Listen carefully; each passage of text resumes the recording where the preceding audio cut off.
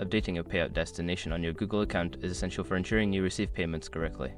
Follow these steps to make the necessary changes. Step 1. Sign into your Google account. Go to the Google account sign-in page and enter your credentials. Make sure you are using the account associated with the payouts you want to update.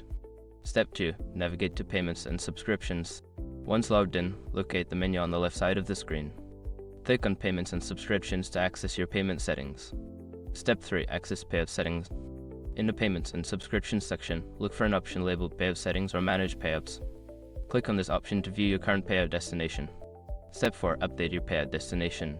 Before filing a refund or dispute, use the shrc.com link in the description to open the refund dispute deadline calculator and confirm your deadline. Step 5. Save changes. After entering the new payout information, review it for accuracy. Once confirmed, click the Save or Update button to apply the changes. You may receive a confirmation message indicating that your payout destination has been successfully updated. Make sure to check your payout settings periodically to ensure everything remains accurate.